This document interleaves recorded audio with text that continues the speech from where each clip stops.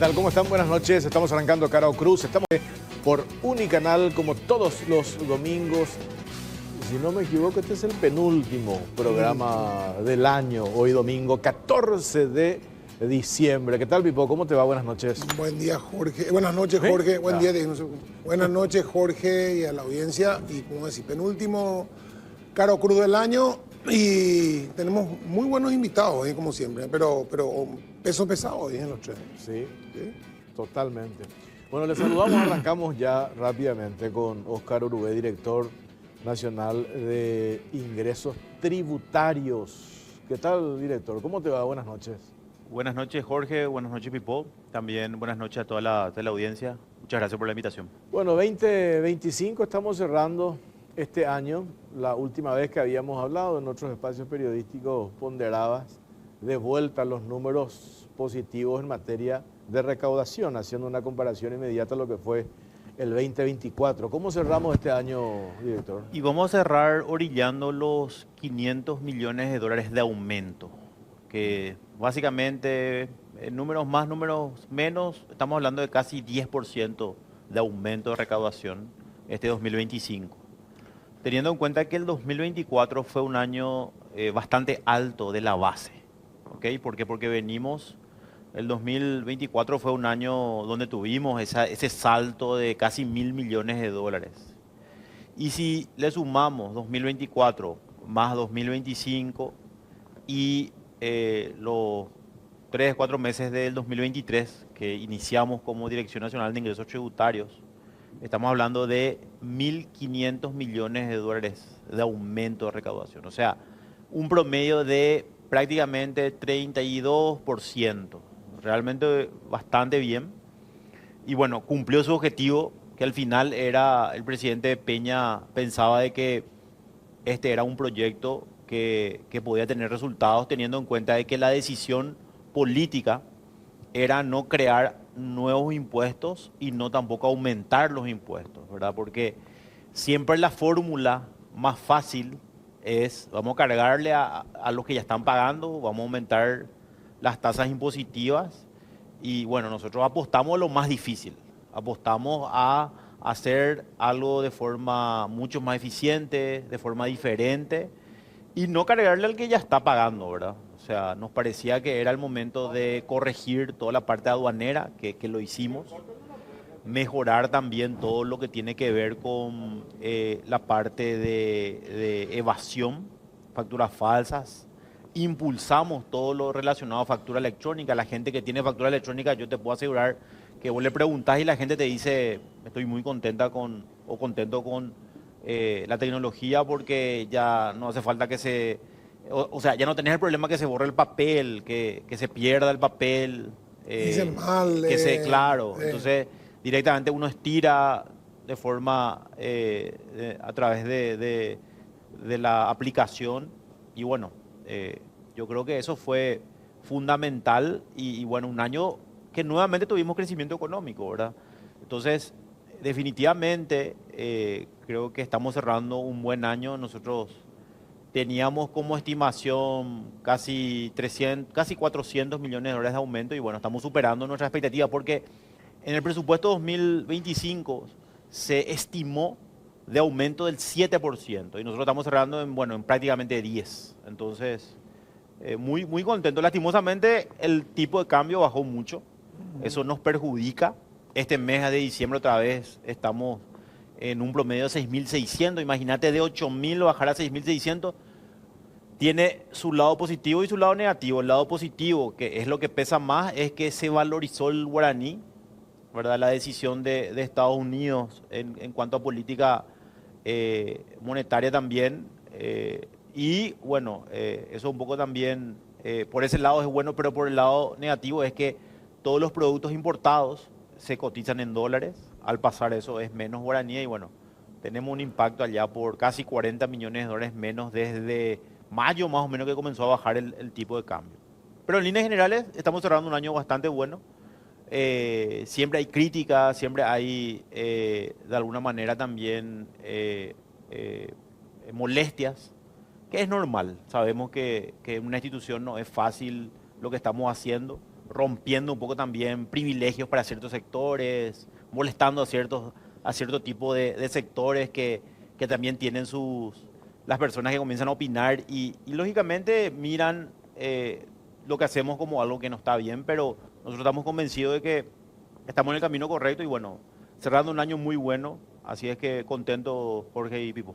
Ahora, una consulta, ahí en la parte de importaciones, ¿hubo un aumento de las importaciones en dólares? O sea, en lo que se importó, ¿se puede saber si hubo un aumento de las importaciones respecto al año anterior, independientemente de que las importaciones fueron más baratas, pero la cantidad de bienes que se importaron fue mayor de la del año anterior o cómo fue el tema? Nosotros tenemos un reporte que básicamente es un poco mayor, no es mucho la diferencia. Lo que más trabajamos en eso es la valoración de los productos. Claro. Ahí es donde tuvimos una diferencia importante, porque bueno, gran parte de lo que fue el aumento, el mayor peso tuvo el área aduanera, ¿verdad? Entonces, otro factor de crecimiento de la recaudación fue también los controles, después todo lo relacionado a trazabilidad y bueno, el crecimiento de la economía propiamente, ¿verdad? Formalizamos a más contribuyentes. Tuvimos inconvenientes con ciertos operativos que la gente criticó mucho, pero yo creo que estábamos, y lo hablamos con Jorge hace poco, de ¿qué hacemos? Dejamos nomás argumentando pobreza y decir, no, a ese sector no le vamos a tocar. Yo creo que no es tampoco ir con el garrote, sino que capacitar y sobre todo concienciar de que es el camino a la formalización, es el que te va a salir adelante, el que te va a sacar adelante, el que te va a desarrollar como país. Claro, hay un problema de educación, ¿verdad? De la gente, ¿verdad? Que tiene un concepto erróneo de que parece que el pagar el impuesto es un mal negocio y después cuando necesita de sacar un poco de crédito, necesita formalizar la formalización para lo que él necesita realmente, ahí tiene ese problema, se encuentra con esa traba de que no existe lo que él tiene, que él no declara, que él tiene una subvaloración o ni siquiera lleva una contabilidad de nada. Y eso es lo que tiene que entender, ¿verdad? Que no es que es una opción el ser formal, sino que es la única posibilidad. No, aparte de eso, imagínate, si uno va a pensar de esa manera, piensa de una forma bastante baja. ¿Por qué? Porque la formalización no es solamente pagar impuestos. La formalización te permite poder crecer, poder vender a empresas más grandes que sí o sí te van a pedir factura, ¿verdad? Te permite ampliar tu negocio, te permite un crecimiento sostenido en el tiempo, poder acceder a un préstamo blando, poder acceder a un préstamo formal, porque la mayoría de ese sector recurre a la usura, ¿verdad? Entonces, vive su día a día nomás, no tiene posibilidad su supuesta de poder... ventaja se va todo en intereses. Claro, no va a poder crecer y en el tiempo es sostenerse nomás, o sea, no puede crecer. Entonces, si uno se formaliza, se da cuenta, y encima Paraguay, pocos impuestos, 10% el promedio, definitivamente creo que es el camino y por eso como gobierno habíamos ya decidido desde el inicio no impulsar ninguna reforma que cargue más a los que ya están cumpliendo. Entonces, eso creo que es importante también destacar. Y bueno, yo recuerdo cuando iniciábamos, estuve acá en este mismo programa y era el desafío, ¿verdad? ¿A cuántos años era que supuestamente era el plan? Y 2 años. Para 2025 eran los 500 millones de dólares más, hoy estamos hablando de 1.500 millones de dólares. Entonces, superamos la expectativa y eso un poco también nos obliga a seguir porque... no podemos tampoco quedarnos y decir, no, ya llegamos y nos quedamos con el mérito. No, esto es día a día, ¿verdad? Yo siempre le digo a mi equipo que esto es como el partido de fútbol, ¿verdad? A los que nos gusta un poco el deporte, para seguir jugando titular, tenés que seguir jugando bien. O si no, te vas a la banca, ¿verdad? Entonces nosotros que veníamos de un gobierno anterior, donde hoy nuestro desafío es más grande porque fusionamos dos instituciones, el desafío era bastante, y sobre todo bastante complejo y sobre todo también las críticas, ¿verdad? Porque venía de un gobierno anterior donde también era parte y decía, bueno, ¿será que va a funcionar, verdad? Entonces hoy estamos convencidos de que fue una política correcta de tener una sola entidad recaudadora, cosa que hay gente que no le gusta. Brasil lo tiene, Argentina lo tiene, Perú lo tiene, Colombia lo tiene, entonces, y países de Europa también, España lo tiene, entonces, definitivamente creo que Paraguay está demostrando también que amplió su presión tributaria con el mérito de no aumentar impuestos y aún así aumentamos a 11,6% la presión tributaria. La DENIT está recaudando lo que ya debería recaudar, o hay todavía una brecha o un potencial de lo que ustedes consideran que todavía se puede llegar. Y yo creo, Jorge, que siempre hay un potencial que podemos lograr, ¿verdad?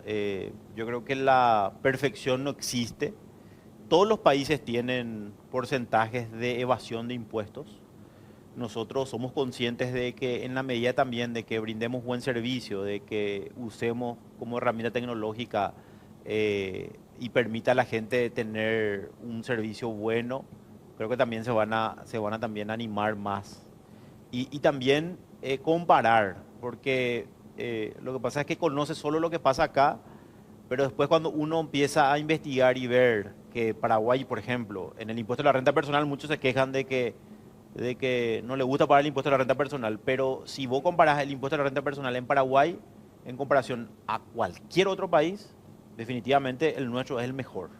Puede deducir todo, básicamente no tiene una carga muy importante por más que sea 8, 9 y 10%, que es una ¿Cuál es tasa el real progresiva. ahí al final termina siendo cuando uno, como vos decís, deducís muchas cosas? Entonces, ese 10 en cuánto se Y convierte. se convierte en 2, en 3%, Por ¿no? eso, o sea, ¿Verdad? En eso se convierte, y algunos en cero, ¿verdad? Porque algunos compensan todo, deducen, porque muchos te dicen que el impuesto a la renta personal es un impuesto al ahorro.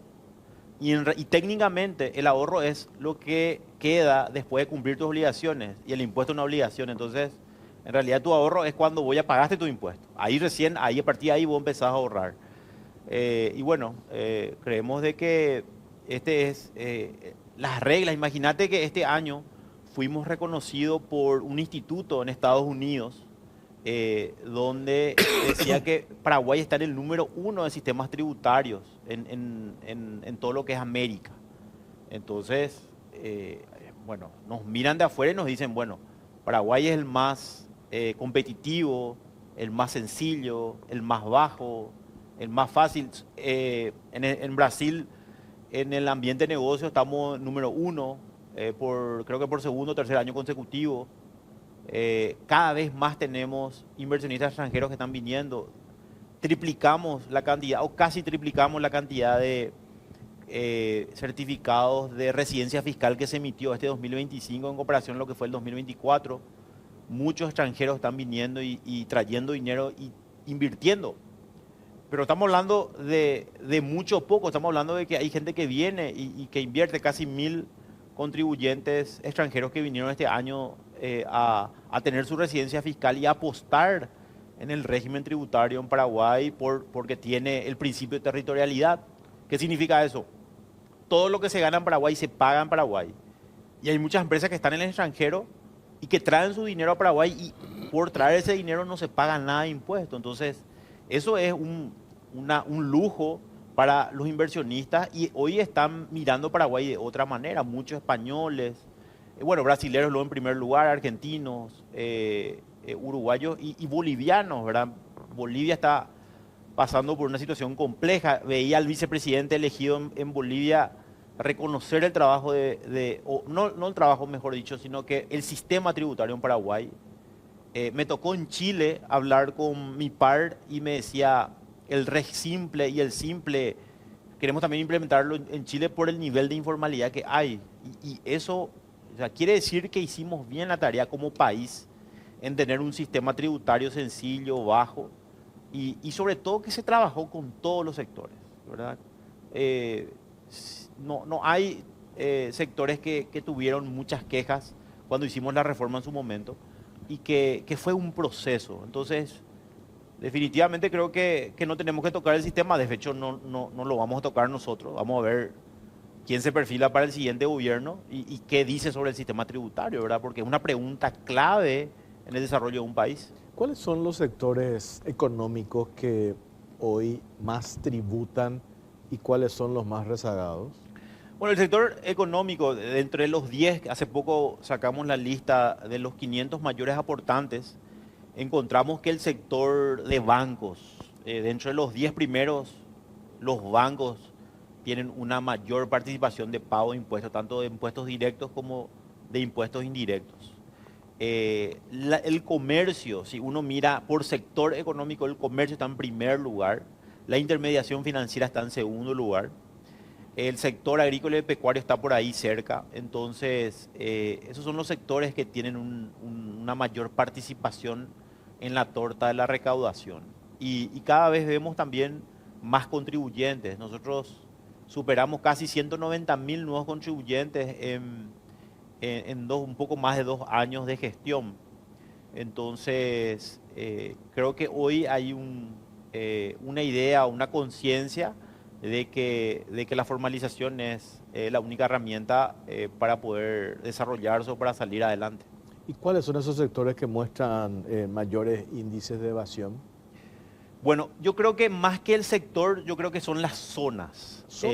Claro, porque en el interior todavía todavía se usa mucho el efectivo, todavía no hay esa conciencia de tener que emitir factura, tener que tener RUC. Entonces en el interior es donde más estamos teniendo. Tuvimos inconvenientes con algunos productores que siempre se dedicaron a vender así nomás, sin factura, sin nota de remisión, y en los controles ruteros que estamos haciendo, estamos exigiendo eso. Entonces hicimos capacitación a todos esos sectores con ayuda del Ministerio de Agricultura y con CENAVE, y hoy la gente está entendiendo y está diciendo, lo que nos pasó un poco, Jorge, a principio de gobierno, con todo el sector de Nanagua, hicieron manifestaciones, quemaron vehículos, y después al final nos sentamos, hablamos y entendieron de que era el camino y se inscribieron casi 300 nuevos contribuyentes solamente en la zona de Nanagua, que básicamente era una zona donde el contrabando era normal. Tuvimos el caso de Alberdi hace poco, ¿verdad? Que al final hicimos el cierre local y está en un proceso de fiscalización en este momento. Entonces, lo que nosotros vemos es más allá de los sectores, lo que vemos es que hay lugares donde todavía no estamos muy acostumbrados a cumplir con las obligaciones tributarias como corresponde. A lo mejor están inscritos pero no emiten factura. Lo que nos pasó en Canindeyú, con el local con el cierre de 2 locales de 2 supermercados que no emitían factura, vendían así nomás, ¿verdad? Entonces, tenemos que tratar de formalizarla todo. ¿Formalizar en qué sentido? De que cumplan con las reglas, ¿verdad? De que a partir de 20.000 guaraníes se emita la factura, se cumpla, porque al final terminamos exigiéndole a los que siempre pagan, ¿verdad? Entonces, no nos parece justo y no es cierto de que nosotros le buscamos o le perseguimos al despensero. Porque y si no a los grandes evasores. Claro, son grandes empresas, son grandes comercios que no están cumpliendo. Entonces, tenemos que generalizar, o sea, todos tenemos que cumplir. En la medida que todos hagamos el cumplimiento o cumplamos esa posibilidad de poder hablar de aumentar los impuestos, cada vez se va a mirar más lejos, ¿verdad? Y va a haber una... porque sin hablar del tema de la calidad del gasto, porque no es algo que me competa a mí directamente. Va a estar el ministro de Economía después. Ah, bueno, entonces él va a poder hablar mejor sobre eso, ¿verdad? Pero sé que se está haciendo todos los esfuerzos y se está trabajando sobre eso. Entonces, yo creo que es muy, muy importante conversar sobre eso y sobre todo poner sobre la mesa y discutir, ¿verdad? Por ahí veo que hay sectores que siempre buscan o mirar lo negativo, mirar el vaso medio vacío cuando uno tiene la opción de mirar, ¿verdad? Yo me baso simplemente en los números y los números dicen totalmente otra cosa de lo que otros sectores están diciendo de que estamos mal, ¿verdad? ¿Cuál es el impacto del contrabando en la recaudación actual? El impacto, digo, en el sentido de la recaudación. Bueno, el contrabando es un flagelo que afectó mucho tiempo a la economía paraguaya, a comerciantes, a sectores, a industriales. Entonces, creo que el combate que hicimos desde que iniciamos este gobierno fue un combate bastante frontal, que como decía al principio, nos generó problemas también, ¿verdad? Porque imagínate que un gremio como la UGP salga y critique un operativo de la lucha contra el contrabando, cuando en realidad lo que deberían haber dicho, desde mi punto de vista, es que nosotros estamos a disposición de que controlen todo.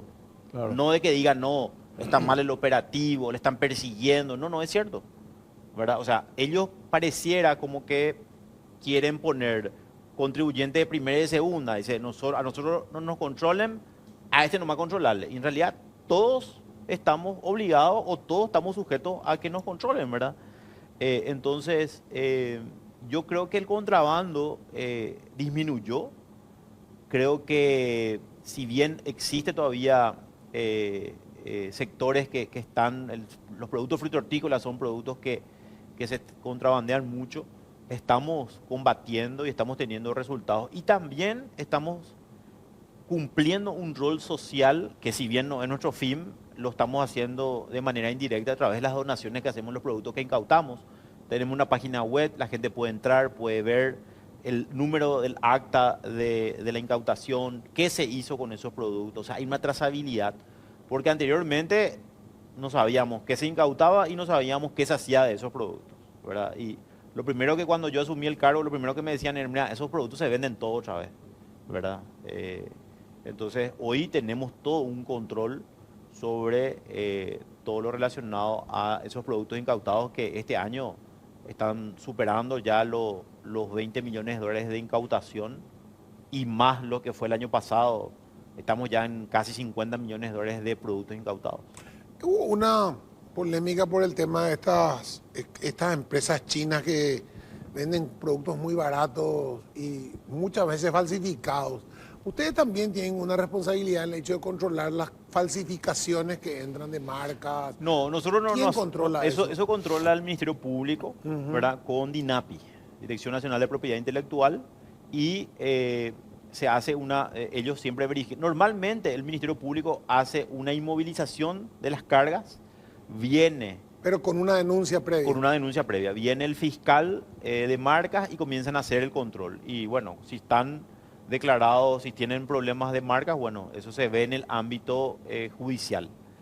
Pero nosotros estamos siempre a disposición de todas las instituciones y trabajamos también inclusive para importación de ciertos productos, se hizo rebajas de impuestos y de tasas para que sea más competitivo también, porque anteriormente entraba todo subvalorado o declarado de otra manera, y eso corregimos mucho también, por eso que tuvimos estos aumentos en la recaudación, ¿verdad?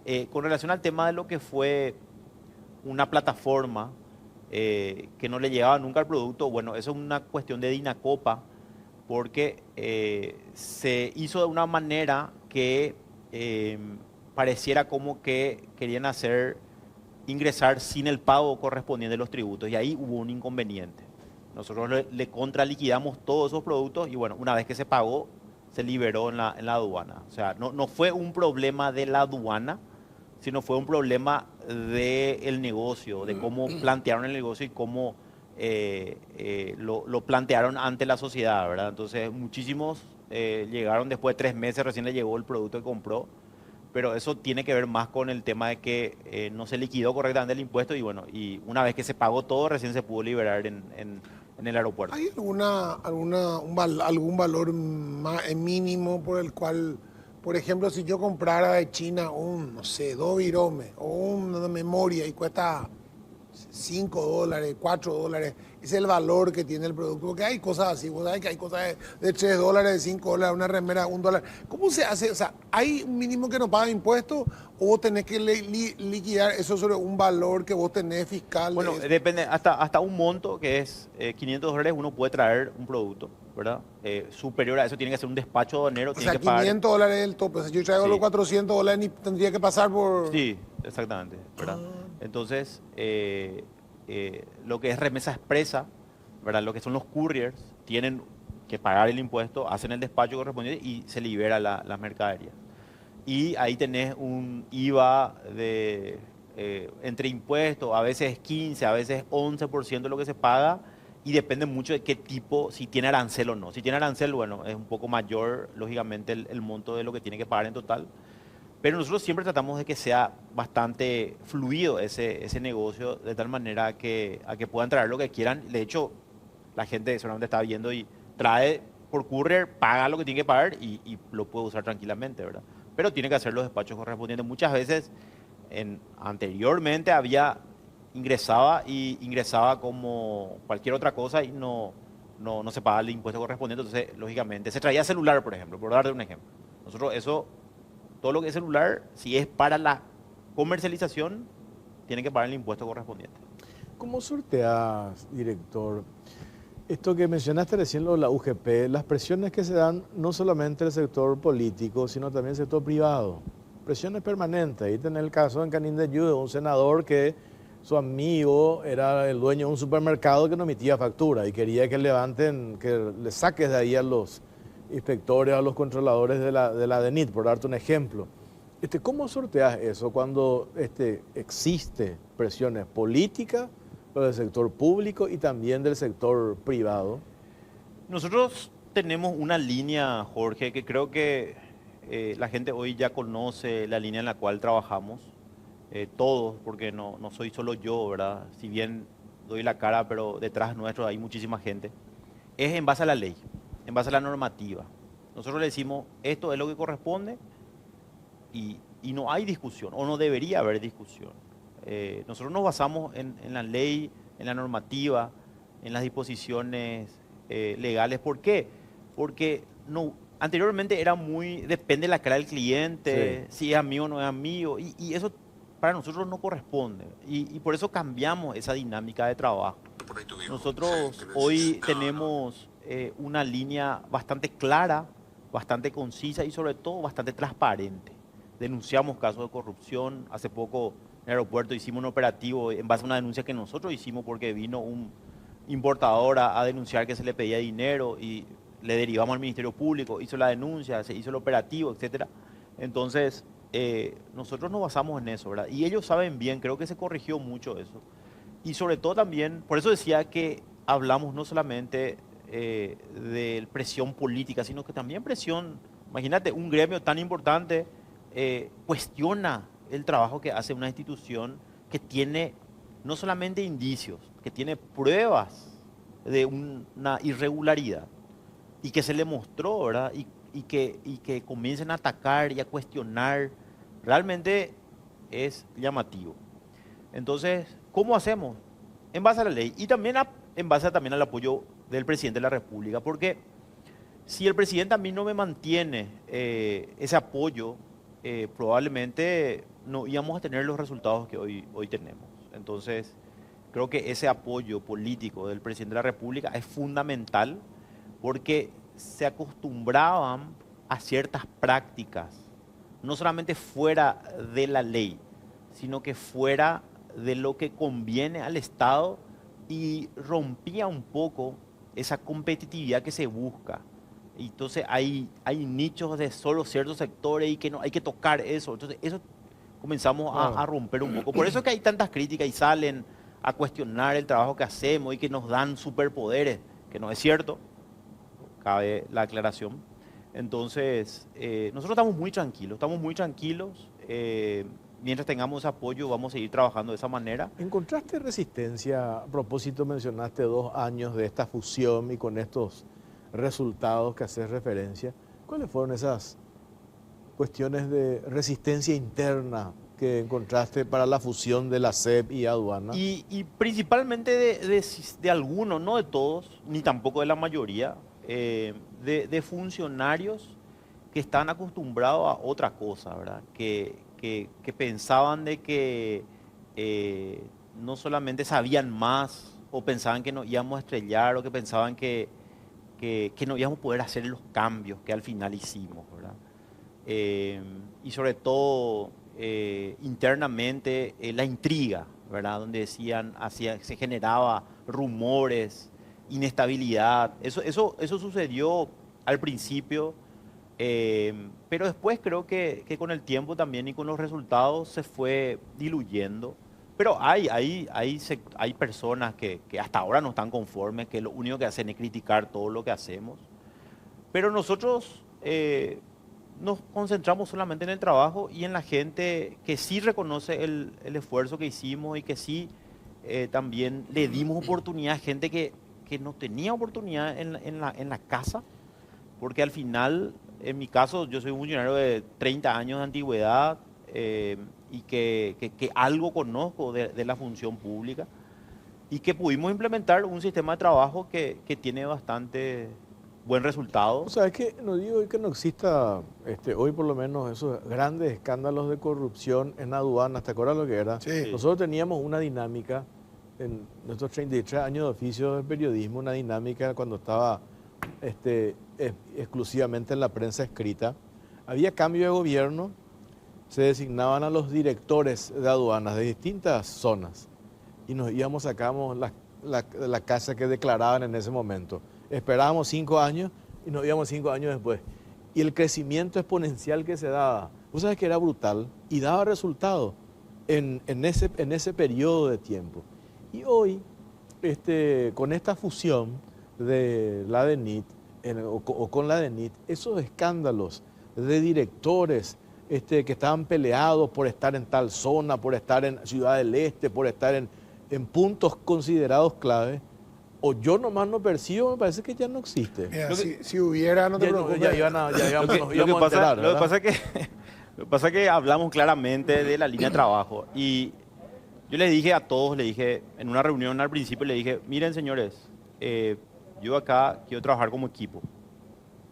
Y porque el problema que había antes era que no se podía manejar. ¿Por qué? Porque cada uno era dueño de su feudo. ¿Entendés? Acá, y lo que me pasó con el difunto Lalo Gómez, que él me llama, me escribe y me dice, acá fulano tiene que ser el administrador de la aduana. Claro. Y yo le nombro a otra persona, ¿verdad? Y se enojó, se molestó, el Claro. gobernador también se molestó, ¿verdad? Y yo le digo, lo siento, ¿verdad? No. Porque si seguía esa línea, nunca íbamos a poder tener el control. Y nunca iban a cumplir. ¿Por qué? Porque le respondía a otro sector.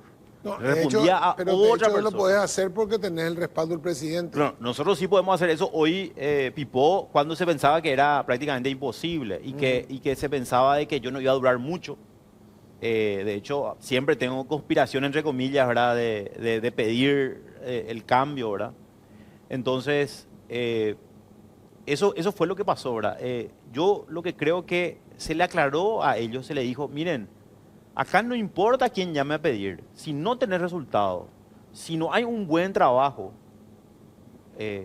chau, sacamos, hacemos el cambio, ¿verdad? No importa quién venga a llorar, no importa quién llame, ¿verdad? Nosotros nos basamos en el resultado, en la responsabilidad, en el conocimiento de las personas. Y bueno, hoy tenemos resultados, ¿verdad? Entonces, yo creo que eso es muy importante. Y bueno, y cada uno tiene que ser responsable. Si uno tiene un incremento patrimonial que no está justificado, y bueno, para eso están las instituciones que tienen que funcionar, la Contraloría General de la República, el Ministerio Público, y tienen que dar cuenta. Porque, ¿qué es lo que sucedía anteriormente en la aduana? En la aduana había la distribución de multas. Y había todo un grupo en el cual decían, sí, déjanos va a pasar. Pasaba, pero ya sabía que estaba mal. Después hacía la denuncia el propio funcionario, porque sabía que el 50% de esa multa era para él y cobraban millones. ¿Qué hicimos nosotros? Sacamos eso, eliminamos con la ley, con la creación de la DENIT, que hay hoy una prima por rendimiento. ¿Qué significa eso? No hay aumento de recaudación, no se paga esa prima. Y esa prima no es millonaria, o sea, no es así te digo, había gente que cobraba 3.000 millones de guaraníes. Imagínate, ¿verdad? Hoy no, hoy es algo que está resuelto por normativa y hasta un monto X. No, más de eso no va a poder cobrar, ¿verdad? Y estamos hablando de salarios mínimos. Ni siquiera estamos hablando de montos multimillonarios como era antes. Eso también cambiamos, porque mucho que se denunció, eso decía, no, acá está mi justificativo porque yo tengo este enriquecimiento en este periodo de tiempo. Claro, eso demostrado. Bueno, director, por último, para cerrar, ¿ya tuviste respuesta de los pedidos de informe a Seychelles? No, todavía. Estamos complementando, ¿verdad? Estuvimos viendo justamente y estamos complementando todo lo que es el pedido con relación a ese caso en particular. Y bueno, lastimosamente no puedo hablar mucho porque está cubierto por el secreto de las actuaciones.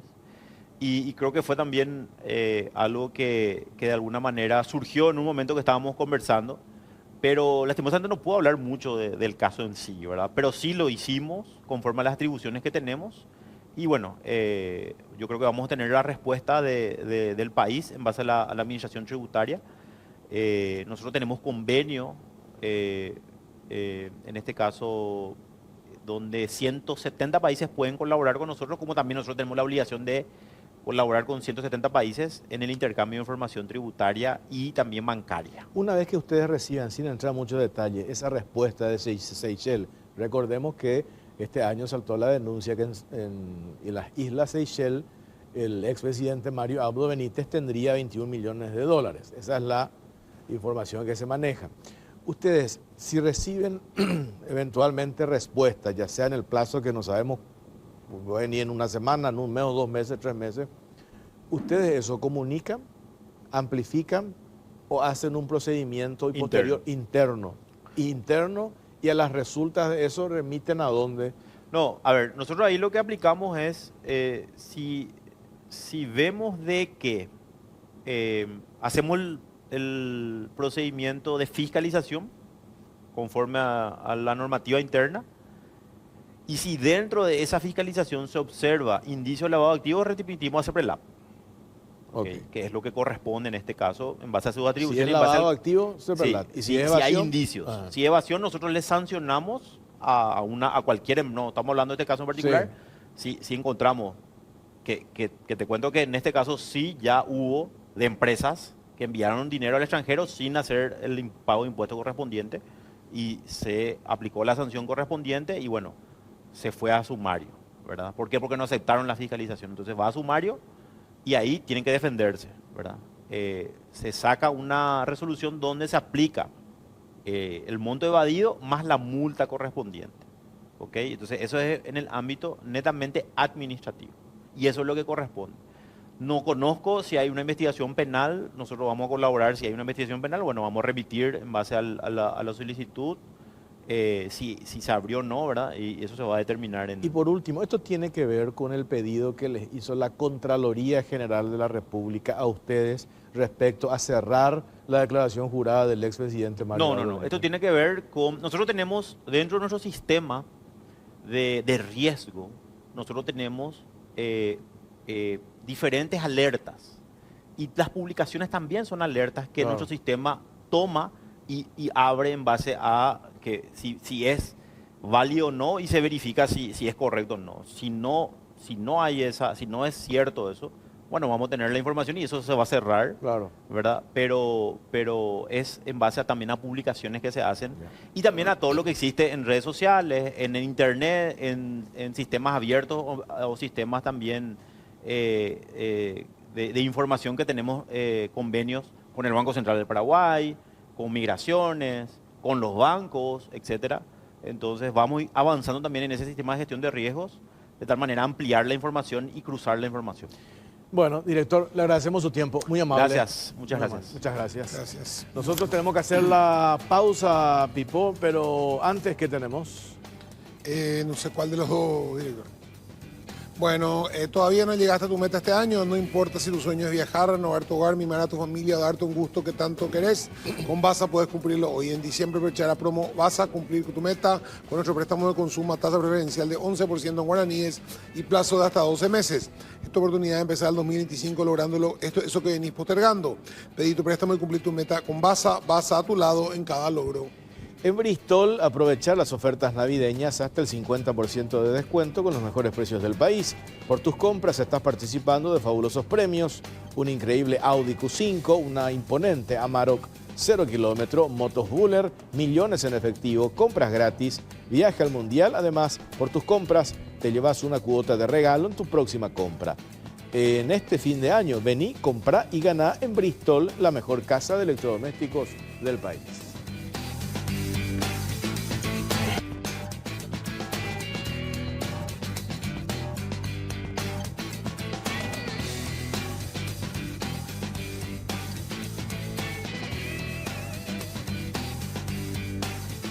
Segundo bloque en Cara o Cruz. Estamos por Canal 13, por Unicanal. ¿Qué tenemos, Pipo? Tenemos nuestro Terreforti Sangiovese Romagna, nuestros vinos italianos que siempre nos acompañan todo este año. De Italia, Food and Wine. Tienen que probarlos en los mejores supermercados y tiendas especializadas del país. Y nuestros quesos también, nuestro Grana Padano también, de nación de origen controlada, productos italianos. De Italia Food and Wine, y nuestra vajilla siempre de Casa Mingo, las copas y los platos. Bueno, ya está con nosotros el ingeniero Juan Carlos Baruja, ministro de Urbanismo, Vivienda y Hábitat. ¿Qué tal, ministro? ¿Cómo le va? Buenas noches. Muy buenas noches para vos, Jorge, para Pipo y para toda la audiencia. Muchas gracias por la invitación. Bueno, estamos cerrando el 2025. Estamos cerrando hoy domingo 14 de diciembre, ya 2 semanas, ya se va este año 2025, por supuesto. Este es el momento de hacer las famosas evaluaciones. En la institución a tu cargo, Ministerio de Urbanismo, ¿cómo estamos cerrando este 2025? Bueno, la verdad que a criterio nuestro ha sido un año muy importante, no solamente en cantidad de viviendas, sino también en la consolidación de uno de los programas más emblemáticos del gobierno del Paraguay, el presidente Santiago Peña, del vicepresidente Pedro Alianda, como el caso del programa Xerogapona. Pero si hablamos del número primeramente, estamos cerrando con más de 42.000 viviendas gestionadas desde el 15 de agosto hasta la fecha, en 2 años, 5 meses. Y como comparación, porque muchas veces uno tiene que recurrir a eso para poder determinar si hizo mucho o hizo poco, ¿verdad? En los últimos 5 años anteriores se llevaron adelante 35.000 viviendas gestionadas. E igualmente en los 5 años anteriores. O sea, es decir, en los últimos 10 años el promedio, número más, número menos, ha sido 35.000 viviendas cada 5 años. Nosotros no solamente hoy ya hemos igualado esos números, sino hemos superado en 20% en la mitad del periodo. Es decir, que en términos de vivienda, realmente con números podemos demostrar que este es el gobierno que más está llevando adelante las soluciones habitacionales para la ciudadanía.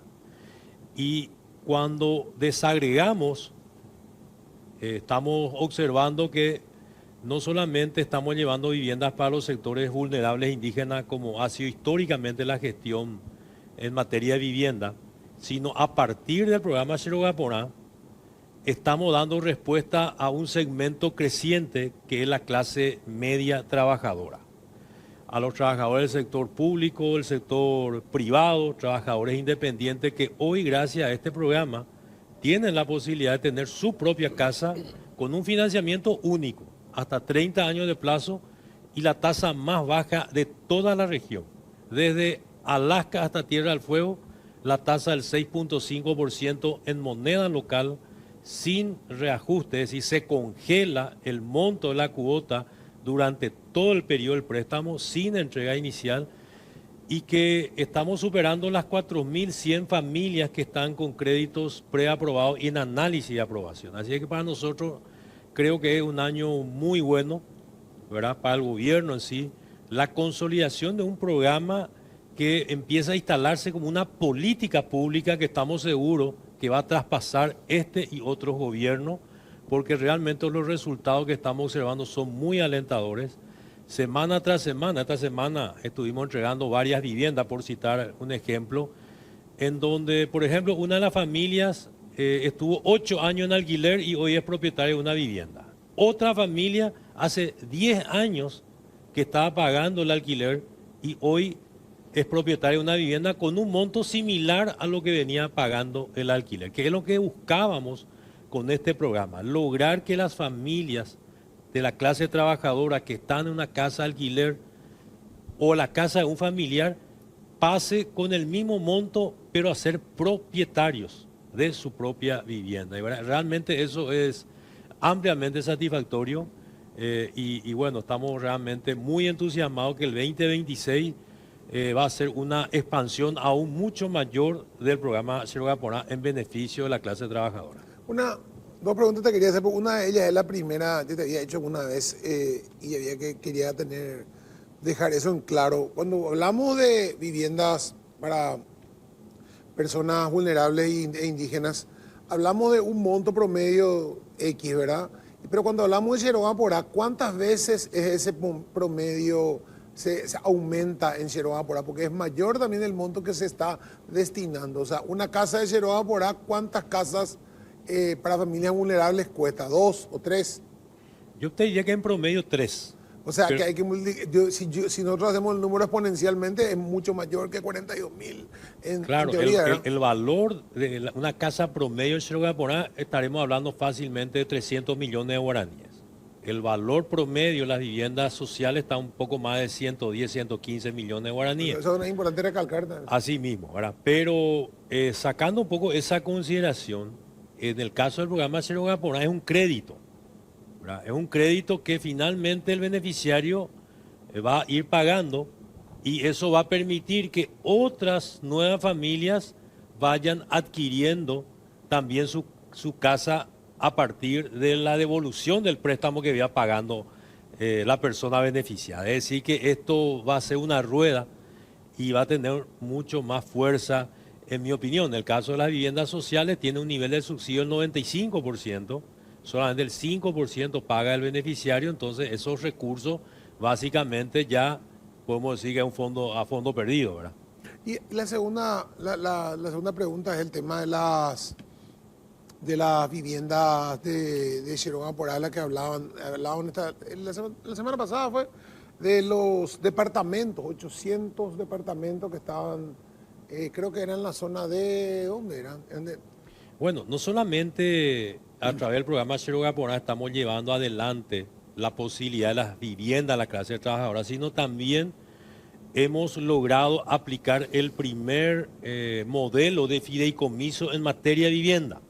Sobre la avenida Artigas, aproximadamente a 1.000 metros del Jardín Botánico, el Ministerio tiene una propiedad de 8.000 metros cuadrados. Eso hicimos un concurso, un llamado para fideicomiso en base a la nueva ley que nos permite a nosotros llevar adelante este tipo de emprendimiento, en donde la empresa desarrolladora que hemos adjudicado va a llevar adelante la construcción de 800 departamentos. Es una alianza público-privada básicamente, en donde el gobierno, a través del Ministerio de Urbanismo, pone el terreno y el privado va a construir 5 torres que en total totalizan 800 departamentos y el gobierno va a recibir departamentos por el valor del terreno, ¿verdad? Que ronda un poco los 2 millones de dólares, ¿verdad? Entonces, este es un nuevo modelo que también estamos aplicando. Por eso decía que para nosotros ha sido un año muy bueno, porque no solamente en términos de número y de cantidades hemos hecho una muy buena cantidad, prácticamente duplicado los promedios que se ejecutó anteriormente, sino hemos incorporado programas nuevos para sectores que no tenían anteriormente un financiamiento de acuerdo a sus posibilidades, ¿verdad? Decía el ejemplo de 2 familias que uno 8 años estuvo pagando un alquiler, otro 10 años, y conversando decía, imagínate si nosotros ya teníamos un programa, ya íbamos a estar casi pagando por la mitad de nuestra vivienda, pero claro, hace 8 años o hace 10 años, no había este financiamiento de hasta 30 años con una tasa del 6.5 que realmente te permite que tu cuota sea similar al monto del alquiler. Te voy a corregir, hace 45 años que no es. Ese es el número. Creo que el último fue el ahorro de préstamo a la vivienda ya por el año 80. O sea, que no sé si la tasa era tan baja y los plazos eran tan largos, era un poco más cortos y era mayor la tasa, pero fue el último proyecto que llegó a la clase media trabajadora y permitió crecer. Después nunca más hubo. Y cuando vos hablas de 32.000 dijiste el número hoy. 42.000. 42.000. Sí. proyección es duplicar ese número o cuál es la proyección al 2028? Bueno, nosotros creemos que al cabo del término de la gestión del presidente Peña estaríamos rondando los 80.000, ¿verdad? Que eso prácticamente, no es que prácticamente, eso ya duplica, está por encima del doble de lo que se llevó adelante en los últimos 10 años en promedio de cada 5 años, ¿verdad? Entonces, por eso decía, en términos de números, se puede constatar, ¿verdad?, que realmente este es un gobierno que está apostando fuertemente a la posibilidad de que las familias paraguayas de todos los segmentos socioeconómicos puedan cumplir el sueño de la casa propia, ¿verdad?, que tiene múltiples beneficios, mejora las condiciones de vida de la familia, lógicamente mejora sus condiciones de seguridad, de salud, de educación, y también otro eje no menos importante, la generación de empleo, porque la apuesta en las viviendas es 100% materiales paraguayos, de los cimientos al techo, mano de obra paraguaya y materiales paraguayos, ¿verdad? Entonces, estamos también dinamizando un motor importante de la economía que es el sector de la construcción, ¿verdad? El otro día estaba charlando, ministro, con un economista del grupo de economistas que son muy pesimistas, que abundan en diferentes lugares. De repente aparecieron los economistas que ven todo negro, cuando los números inclusive dicen totalmente lo contrario, pero se resisten a confiar, vaya paradoja, los economistas en los números. Y me decía, tema vivienda, 42.000, ¿por qué dicen gestionadas? ¿Cuántas de esas 42.000 fueron entregadas? Yo le digo 25.000. Bueno, ese es el número. El resto es discurso. Y le digo, no, pues ¿por qué discurso? Si gestionada es no podés afirmar, corregime si me equivoco, de manera categórica entregada, pero está en un proceso de avance, 20, 30, 40, 50%, entonces no podés desconocer que en un plazo, puede ser de 3 meses, 2 meses, 1 mes, ese número va a ir creciendo, ¿verdad? ¿Necesitas hacer esa aclaración siempre de gestionadas y entregadas, ministro? Bueno, realmente el proceso de construcción de una vivienda en promedio es entre 10 a 12, 14 meses el proceso de ejecución. Desde el momento que arranca, vamos a decirle, desde el que se está haciendo el replanteo de la vivienda hasta que se entrega la llave. En algunos casos son 8 meses, en otros casos son 10 meses, en otros casos son 12 meses, ¿verdad? Puede ser 14 meses, puede ser también 24 meses cuando estamos hablando de un edificio de departamento, o 36 meses, ¿verdad? Entonces, la forma de considerar los números cuando decimos 42.000 viviendas gestionadas son las diferentes etapas. De estas 42.000 estamos superando las 27.000 que ya están culminadas y con sus propietarios dentro de la vivienda. La diferencia, 42.000 menos 27.000, son viviendas que están en diferentes etapas de ejecución. Como vos estás diciendo, algunos puede ser que ya está a la altura de techo, otro está en cimiento, otro está en nivelación, otro está techado, otros se están revocando y así sucesivamente. Entonces, en la medida que va transcurriendo el tiempo, la cantidad de culminadas se va acercando a la cantidad de gestionadas, ¿verdad? Porque al igual que hoy estamos entregando una vivienda, también a la par estamos culminando. Para citarte en forma gráfica y ejemplo, el día miércoles iniciamos 38 viviendas en Encarnación, en el departamento de Itapúa, del programa Xerogapona. Al día siguiente, jueves, hemos entregado 4 viviendas en el departamento central. El viernes también hemos entregado viviendas en Mingaguazú, Alto Paraná, e igualmente ayer sábado entregamos una vivienda. Entonces, esa un poco es la demostración donde tenemos viviendas que están iniciándose, viviendas que están culminando, y bueno, y tenemos más de 10.000 que están en diferentes etapas de avance. Por eso, en todo momento, lo que se viene utilizando y se ha utilizado en todos los años y los gobiernos anteriores son el concepto de gestionadas y entregadas. Increíble cómo, estos datos, estos números que estás aportando. El otro día una colega le decía a una candidata, vos a la Intendencia de Asunción, vos estás mostrando gestión. Vos sos candidata de la oposición para Asunción y estás hablando de gestión siendo ministra del gobierno de Cartes. ¿Y qué vos en tu discurso mostrás? Cuando estuviste en el ministerio, en ese momento no era todavía Ministerio de Urbanismo, era Senavitat, pero el que está ahora al frente de ese ministerio ya prácticamente te dobló en resultados, ¿verdad? Entonces le liquidó, o sea, vos le liquidaste el discurso a esa candidata, ¿verdad? Sin hacer valoración ni juicio de valor, sino simplemente resultados, ¿verdad? Esa es una muestra también de que cuando hay un diseño de una estrategia y tenés presupuesto, apoyo del presidente de la República y gestión de imprimirle celeridad y entender cómo funciona, hoy había sido que se puede lograr resultados con estos números. Efectivamente, de hecho que Jorge, desde el minuto cero, antes, más, en la transición, cuando ya Santiago Peña era presidente electo y cuando a mí me designa para ocupar la cartera del ministerio, nosotros empezamos ya a trabajar desde la transición, de manera que a partir del 15 de agosto arrancamos con toda la fuerza, ¿verdad? Eso nos ha permitido hoy tener los números que estamos teniendo y realmente no solamente tener los números, vuelvo a ratificar, ¿verdad? Dar respuesta a un segmento muy importante que es la clase trabajadora, en este caso los que tienen ingresos desde un salario hasta 6 salarios mínimos, ¿verdad? Hoy el programa Cero Gaponá abarca de 1 a 6 salarios mínimos.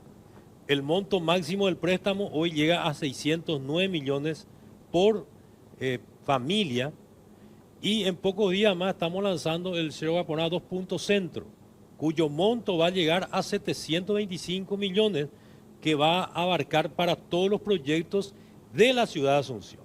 Porque sabemos que dentro de la ciudad de Asunción el valor del terreno está por encima del valor de otras zonas y otros distritos. Entonces, lo que buscamos es repoblar Asunción, aumentar la cantidad de familias que opten por vivir a Asunción, teniendo en cuenta que la capital es la que tiene los mejores servicios en cuanto a transporte público, desagüe cloacal, pluvial, energía eléctrica, agua potable, ¿verdad? Entonces, con esta medida que toma el gobierno del presidente Peña, se demuestra que estamos apuntando a mejorar la calidad de vida de los ciudadanos.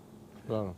Cuando vos hablas de 80.000, ¿ese es un límite que tienen ustedes presupuestariamente o es un estimado? Porque yo creo que hay una cuestión que puede suceder, que la gente al comienzo todavía con Cero Gaporá, como o que no se daba por enterada o no entendía muy bien con el Cero Gaporá cómo era el tema y no se estaba animando y de repente va a empezar a ver, como vos decís, estos casos, del tipo que pagaba alquiler 8 años y dice, ¿por qué yo pago un alquiler si puedo pagar una casa con el mismo monto? ¿Eso pueda aumentar o va a haber un límite o si se puede llegar a 100, se llega a 100? ¿Cuál sería la política ahí? Yo estoy tratando de ser prudente nomás con los números, Pipo. Realmente nosotros estamos en condiciones de superar los 80.000, ¿verdad? Quiero ser prudente nomás. Claro, es una estimación, pero en realidad sí, y lo que está ocurriendo dentro del programa es lo que vos mencionas. Nosotros, este programa arrancó en julio del año 2024. Tiene un año, casi 6 meses de gestión. Arrancamos la versión 1.0, que era viviendas en pozo, a propuesta de los desarrolladores. Lógicamente tuvo un inicio un poco lento, ¿verdad? A partir de abril de este año incorporamos la versión 2.0, en donde sumamos 4 nuevas posibilidades. La posibilidad de que el ciudadano pueda construir en su propio terreno, la posibilidad de que el ciudadano compre el terreno y construya en ese terreno su casa, la posibilidad de que compre una casa ya terminada, que puede ser un departamento, un duple o una vivienda misma, y la posibilidad también de ampliar su vivienda. Hoy casi el 50% de los préstamos del programa Cero Gaporá es construcción en terreno propio, lo cual confirma que eso que estaba pidiendo la ciudadanía era lo que realmente más requería, ¿verdad? También hemos ya ampliado los montos del programa porque estaba inicialmente en 400, pasamos en 525, hoy estamos en 609 y en pocos días más llegamos a 725 con el 2 Puntos Centro, ¿verdad? Entonces realmente es un modelo de una alianza público-privada en donde cada sector, el Estado provee los recursos para tener un financiamiento a 30 años de plazo a la tasa del 6.5 y el privado es el que lleva adelante la construcción de las viviendas y los bancos financieras y cooperativas del sector privado y también del BNF son los que califican. Así es que hoy realmente hay mucha más confianza, la gente ve que esto es posible, que es real y tenemos un crecimiento exponencial, ¿verdad? Realmente hoy hay un crecimiento exponencial del programa y por eso auguramos que el 2026 va a ser mucho más fuerte de lo que estamos cerrando este 2025. Ahora, ministro, aprovechando tu condición de técnico y de político, un poco para cerrar también haciendo una evaluación este año. Nos contaba el otro día el ministro Riera que en una reunión de Consejo de Ministros, no sé si era Consejo de Ministros, una reunión con sus principales colaboradores, les pide él formalmente a ustedes los ministros salir a hablar y contar, responder las mentiras incluso que todos los días aparecen en diferentes medios de comunicación y que incluso la clase política, la oposición y la disidencia también se encargan de propalar permanentemente. Recién hablábamos con Orué y nos contaban los resultados en materia de la fusión de la SEP y aduanas. Y esos escándalos de corrupción aduanas acabaron. En la institución a tu cargo no hay denuncias de hechos de corrupción, licitación dirigida, amañada. Al punto que te cuestionaban por qué usaste un vehículo que, no sé, de Senadico, una cuestión que no tiene que ver con la naturaleza de tu función al frente. Justamente, Jorge, permíteme interrumpir. Yo decía a un amigo, si en 2 años y medio de gestión, la objeción es un poco... El vehículo que usó. El vehículo, yo creo que estamos bastante bien, ¿verdad? Entonces, es real, ¿verdad? Y lo peor es que usó el vehículo porque su vehículo usó para ir a romper todo su propio vehículo. Claro. Sí, no, inclusive, bueno, demostré porque es así como dice Pipo, ¿verdad? Inclusive con imágenes fotográficas, videos, demostré que en mis actividades institucionales yo uso mi vehículo particular, ¿verdad? Entonces, claro, pero bueno. y a lo que hoy nomás es este reconocimiento que también hacen hace exactamente 8 días cuando veníamos con tema novenario de Caacupé, y un reconocimiento que hace Ricardo Valenzuela, obispo, monseñor de Caacupé, que en la carta de la Conferencia Episcopal Paraguaya, ellos no fueron precisos en los números señalados en sus informes. Y desde el púlpito, hace 8 días escuchábamos la corrupción escandalosa que los medios repiten. Y digo, es genérico. Yo no digo que no existan hechos de corrupción, pero al desgranar eso, ¿cuáles son los escándalos, sonados casos de corrupción y además, que hoy aparecen? ¿Probado o comprobado? Claro, que no sean los unicornios engrillados montados por algunos medios de comunicación.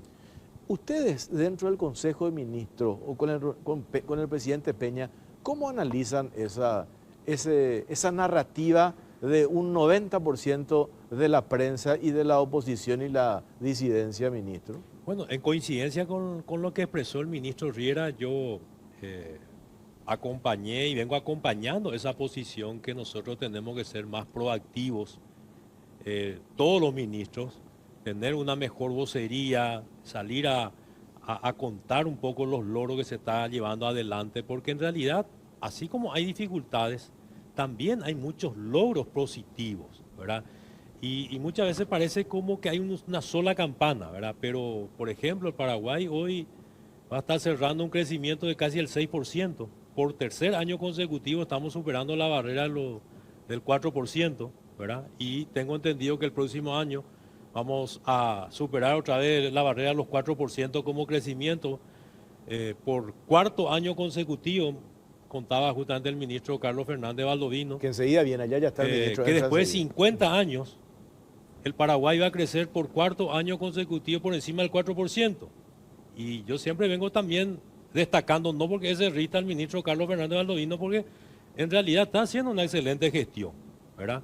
Hoy el Paraguay ha logrado el grado de inversión, está trayendo muchas inversiones. Yo comenté justamente en una reunión hace 2 meses en Chile y ellos estaban admirando la economía del Paraguay. Estaban destacando que una sana envidia que el Paraguay está creciendo, superando el 4 al 5% y en Chile está en el orden del 1 al 2%, ¿verdad? Y bueno, Chile siempre fue visto como un modelo de país de desarrollo en América, ¿verdad? Entonces es verdad, hay muchos logros positivos.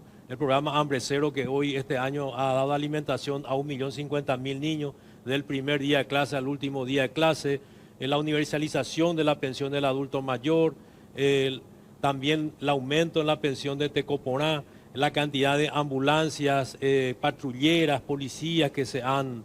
Una cosa que vos también en tu gestión anterior como ministro de Agricultura, la titulación masiva que está logrando los campesinos, que vos conocías ahí en ese problema. Efectivamente, pero bueno, no hay que enojarse, porque yo siempre digo, lo que nosotros tenemos que hacer también es nuestra tarea. Nosotros que estamos en el gobierno tenemos la obligación de salir y de contar los logros que estamos teniendo, y bueno, lógicamente también la oposición tiene que cumplir su rol de ignorar lo positivo y tratar de aumentar inclusive algunas situaciones que no son tan ciertas. Y bueno, es una tarea pendiente que nosotros lo debatimos dentro del Consejo de Ministros. Tenemos que tener una mayor proactividad, ser más proactivo y no tanto reactivo en materia de expresión de lo que se está llevando adelante en la gestión del gobierno. Formaste parte, mencionaba Pipo, del gobierno de Cartes, y ahí tenían números positivos también. ¿Por qué eso no sirvió para que el candidato del oficialismo gane las elecciones? Bueno, ahí ocurrieron situaciones un poco también más particulares, ¿verdad? Si uno recuerda, nosotros estábamos trabajando por la posibilidad que el presidente Cartes continúe un periodo más. Ya fines del mes de abril del año 2017, principio de mayo, recuerdo, esa posibilidad se canceló, ¿verdad? Y eso un poco también Desgastó. nos descolocó un poco, porque pasamos a un plan B que no lo teníamos trabajado básicamente. Y bueno, y probablemente no tuvimos en aquel momento el tiempo necesario para poder instalar la narrativa de los logros del gobierno, ¿verdad? Que sí fue destacado posteriormente por la ciudadanía, porque en las últimas elecciones hemos tenido un triunfo contundente tanto en la interna como en las elecciones generales, y en gran medida basado sobre el modelo de la gestión del presidente Cartes, un modelo basado... Te hago una corrección ahí. No en las últimas elecciones, yo me acuerdo ya en el 2020 o 2021, la gente decía, ¿para qué le votamos a este? Le hubiéramos votado a Santi Peña, y Santi Peña tenía un número de popularidad en el 2021, 2020, sí, estaba en campaña, como para ser electo, si era el día mañana la elección. O sea, como que enseguida la gente vio el cambio, el retroceso con el gobierno de Mario Daudo, y dijo, ¿qué votamos? O sea, ¿qué pusimos? Yo me acuerdo lo que era, o sea, el rechazo era terrible, tuvo dos juicios políticos, se salvaron sobre la hora. Y escándalos de corrupción que se corrupción por todos lados. Hoy habla Arnoldo Vince, me mato de risa, Arnoldo Vince hablando de corrupción, cuando todavía nos explicó, su primer show fue el viaducto, ese de Ñandutí, cuando destruyó el Metrobús y su propia auditoría le destruyó el Metrobús, y se llena la boca hablando de corrupción. O sea, estamos todos locos, ¿verdad? O sea, el nivel de intento de salvarse ante lo que hicieron es llamativo. Pero volviendo a otro tema, o sea, yo creo que acá la gente pudo haber cometido ese error de no haber visto el vaso medio lleno y haber visto el vaso medio vacío, creyendo que el gobierno de Marito podía también continuar a lo positivo. Y fue un fracaso absoluto ese gobierno, los 5 años, por justamente no seguir esa línea que sí es la que está siguiendo este gobierno, ¿verdad? Efectivamente, y bueno, el desafío para nosotros de aquí al futuro es justamente aprender de esos errores del 2017. Y yo creo que en ese sentido es lo que se estaba refiriendo Enrique, de que nosotros tenemos que tener una posición más activa, más territorial, para poder realmente transmitir estos logros que estamos teniendo en materia de gobierno, ¿verdad? Porque realmente los números son los que certifican muchas de las cosas que estamos hablando. Como yo a veces utilizo una expresión que me gusta, dato mata relato, ¿verdad? Muchas veces estos datos que estamos expresando, en mi caso particular en materia de vivienda, las 42.000 viviendas que hoy estamos en la mitad del periodo, superamos ya 20% de lo que se hizo en la gestión anterior. Realmente son números significativos con resultados tangibles. Familias que están dejando casas de alquiler de 8 o 10 años para ir a vivir en su propia vivienda, son resultados reales, son familias reales con nombre y apellido que permanentemente, al menos yo trato de visibilizar, y les digo y les agradezco a ellos que expresan ese testimonio para alentar a más familias que es posible hoy tener una casa propia en el Paraguay gracias al programa Cero Gaponá, ¿verdad? Y bueno, eso también es logro de una economía estable, aprovechando que está a minutos está el ministro Baldovino, entonces sí, ¿verdad? Que como él suele a veces ser un poco, vamos a decirle, no atacado o criticado el tema de la macroeconomía. Sin la macroeconomía jamás vamos a tener un crédito a 30 años de plazo y la tasa del 6.5, ¿verdad? Cuando alguien dice, ¿de qué te sirve la macroeconomía? Te sirve para tener, por ejemplo, entre tantas cosas, que un crédito de 30 años se pueda tener en el Paraguay a la tasa del 6.5 con cuotas congeladas. Para eso, entre otras muchas cosas. Sí. Dale, ministro. Te agradecemos tu tiempo. Entre paréntesis, en la plenaria de tu movimiento, Honor Colorado, se definió prácticamente quién es el candidato a presidente. Pedro Aliana, el actual vicepresidente. Lo que no se definió quién va a ser candidato a vice. Y ahí suena tu nombre. ¿Vas a ser candidato a vice o no? Bueno, en el caso del compañero Pedro Aliana, ya esto prácticamente al primer año de gestión, ya lo venimos hablando, lo venimos trabajando. Hay una absoluta mayoría, por no decirle la totalidad, el 100% de coincidimos que tiene todos los méritos para ocupar ese espacio.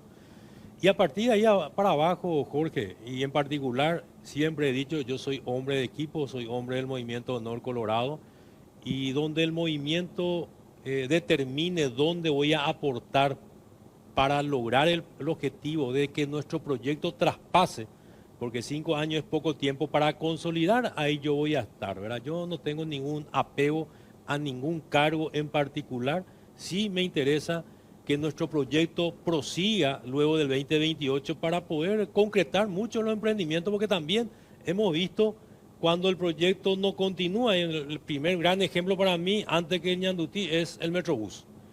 Si nosotros hubiéramos seguido, hoy íbamos a tener un sistema de transporte mucho mejor con un Metrobús funcionando y probablemente otras líneas ya en funcionamiento y bueno, entre otros temas, el caso me acuerdo también del Lince, que había sido prácticamente cortado al inicio. El barrio San Francisco. El barrio San Francisco que abandonaron, ¿verdad? Entonces es muy importante, más que importante, quiénes van a estar al frente. Lo más importante para mí es que el modelo del proyecto continúe para consolidar y completar muchas de las acciones que hoy estamos llevando adelante en el gobierno del presidente Peña y el vicepresidente Aliana. Clarísimo. Juan Carlos Baruja, ministro, gracias por su tiempo, muy amable. Gracias a ustedes, muy amable. Y por la vuelta de la pausa va a estar con nosotros el ministro de Economía y Finanzas, Carlos Fernández Baldovino. Pero antes... Empezándose, él podemos pedirle adelanto en efectivo. No va a creo, dar. no creo. Está contento, salimos campeones, está contento. Cuando el mes se hace largo, adelantá efectivo de tu tarjeta de crédito directamente de la app de Baza. Recibir el dinero en tu cuenta sin moverte, fácil y rápido. Tu tarjeta de crédito Baza, usar lo que necesitas hoy y lo pagas después en cuotas sin intereses, ¿eh? Sin intereses. Así de simple, Baza a tu lado en cada logro. En Bristol, aprovechar las ofertas navideñas hasta el 50% de descuento con los mejores precios del país. Por tus compras estás participando de fabulosos premios. Un increíble Audi Q5, una imponente Amarok 0 kilómetro, motos Buller, millones en efectivo, compras gratis, viaje al mundial. Además, por tus compras te llevas una cuota de regalo en tu próxima compra. En este fin de año, vení, comprá y ganá en Bristol, la mejor casa de electrodomésticos del país.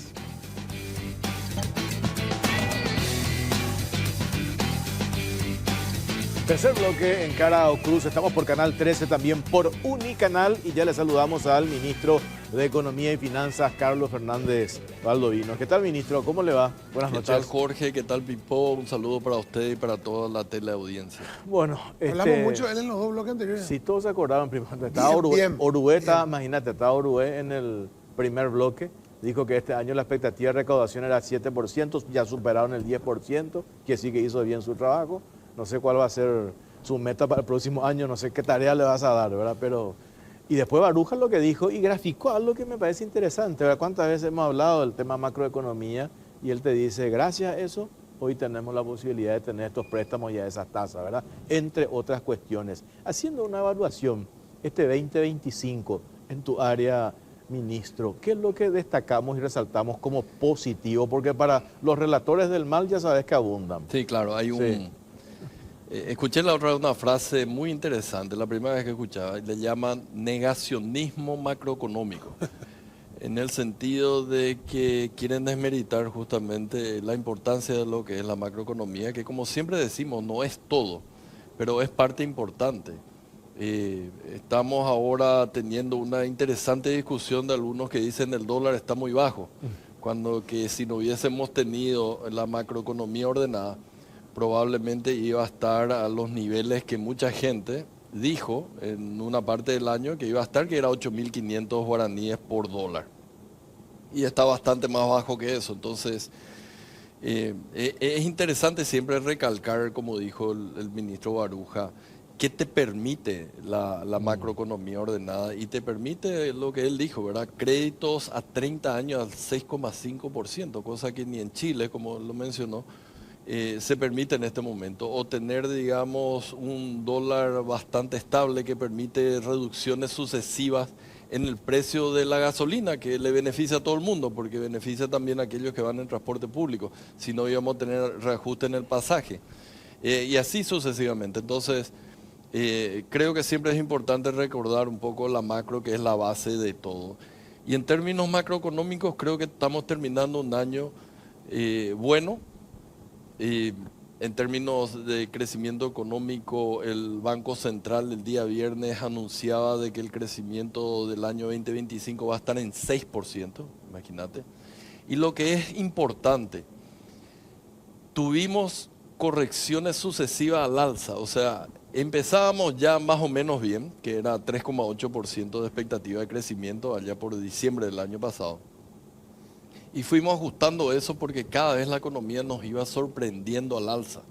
En otros países o no te sorprendía nada y quedaba estable, o las sorpresas eran a la baja. Entonces Paraguay llega finalmente a la meta de un crecimiento del 6%, que es básicamente el triple de lo que crece la región. Y eso es un mérito por sí mismo, porque, digamos, fácil es que te vaya bien cuando a todo el mundo le va bien.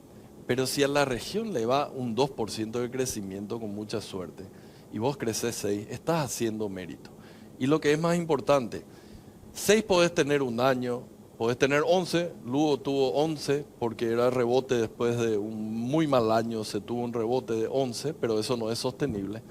Paraguay los últimos 3 años está creciendo a un promedio de 5%, o sea, mucho más de lo que se crecía anteriormente. Y como mencionó el ministro Baruja, la perspectiva para el año que viene es de 4,2%, creo que estima el Banco Central. Seguramente va a terminar siendo mayor incluso, pero con 4%, la última vez que crecimos 4 años seguidos, más de 4%, que es lo que va a ocurrir ahora, fue en la época de Itaipú. O sea, ¿cuánto tiempo pasó? Y no tenemos una Itaipú ahora. Tampoco tenemos un, digamos, choque positivo en términos de boom de materias primas o algo así, sino que es la velocidad, casi que es la velocidad crucero de Paraguay, que ya tiene una capacidad de crecer alrededor de 4,5 a 5% de velocidad crucero, mucho más alto de lo que anteriormente se pensaba que podía crecer la economía. Eso, lindo para un reporte del Fondo Monetario, pero mucho más lindo porque va a permitir la generación de puestos de trabajo para la ciudadanía y ellos van a tener trabajo, que es la mejor forma de protección social que pueden tener los paraguayos. Sobre todo trabajo y que la remuneración del trabajo vaya creciendo, aumentando, que es la mejor manera también de que aumenten los salarios y no regulando un salario mínimo, que es una forma artificial que no tiene, realmente al final no tiene ningún efecto, ¿verdad? Seguimos con ese sistema. Lo mejor que nos puede pasar es que aumenten los salarios, no que aumente el salario mínimo, porque si no es una tontería, ¿verdad? Claro, lo que hay que entender es que muchas veces preguntan, y bueno, ¿y el gobierno esto, el gobierno aquello? El gobierno sí tiene una función que hacer en la economía o en la sociedad, digamos salud, educación y demás, pero el gobierno no es el que te va a crear mano de obra, es el sector privado. Y lo bueno de este crecimiento que estamos teniendo este año y que vamos a tener el año que viene es que vemos, no hay un sector privado que crece, digamos, no es la agricultura de repente la que impulsiona como en años anteriores, son todos los sectores en general que están creciendo.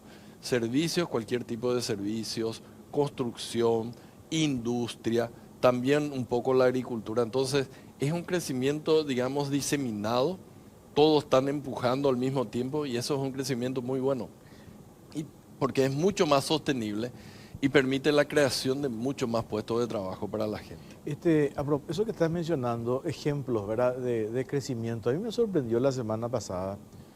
Tuve la posibilidad de entrevistarle al presidente de la Asociación de Criadores de Cerdo, el señor Hugo Schafra.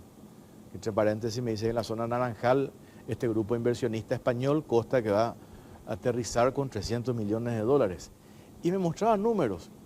Y me dice, 70% más hemos exportado este año en comparación al año pasado. Le digo, te estás equivocando, ¿cómo 70%? 70% más, 17.000 toneladas. Y me dice, ese ni por asomo es nuestro techo.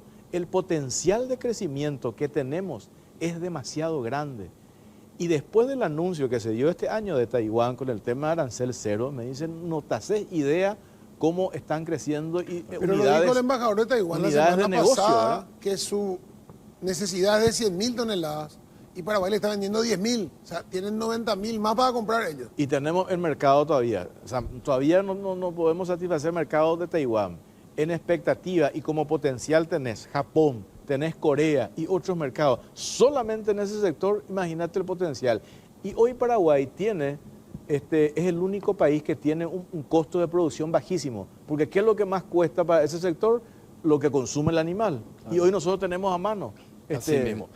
Forma parte de esta política de transformar un poco la proteína vegetal en proteína animal, que se vende mucho más caro, ¿verdad? Es diferente vender soja en grano que vender finalmente pollo o cerdo, ¿verdad? Que es la forma en que se alimenta y se transforma. Y así mencionaste los españoles, ¿verdad? Porque mucha gente poco optimista, para llamarlo de alguna manera, siempre critican, ¿y dónde es lo que están las inversiones? No vienen las inversiones. Y bueno, ese es uno de los ejemplos. Y después hay muchísimos otros que se han estado instalando acá, bajo la forma, por ejemplo, de maquila. Las exportaciones de maquilas continúan rompiendo récords. El año 2025 va a ser mayor al año 2024, que fue el histórico más alto de exportaciones de maquila que hubo. Y ahí sí que tenemos una gran cantidad de diferentes productos que emplean muchísima mano de obra. Ahí hay plásticos, textiles, zapatos, alcohol, autopartes, etc. Comentaba el ministro Jiménez que la única fábrica de cableado que faltaba, que creo que es una japonesa, creo que él mencionó, faltaba una sola, ya está instalada nuevamente acá. Entonces siguen llegando las inversiones extranjeras y siguen creando puestos de trabajo, que es lo que queremos nosotros que se genere acá. Ahora, volviendo un poco al tema del dólar, este dólar bajo, el dólar que está bajando por cuestiones externas, por decisión del gobierno americano, ¿verdad? Ellos son los que están bajando su dólar para ser más competitivos, supongo que. ¿Hasta dónde podemos aguantar que baje el dólar sin que nos saque competitividad a nosotros? Mira, es difícil estimar, pero te digo una cuestión.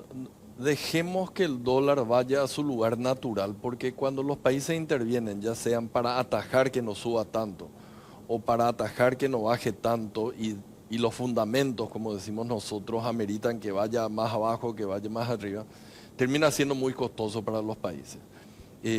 Nosotros siempre mirábamos cuando estaba en el Banco Central, lo miro también ahora, bueno, este fenómeno que ¿hay alguna explicación, verdad? O es una especulación, como le quieren llamar a algunos, yo no le llamo especulación.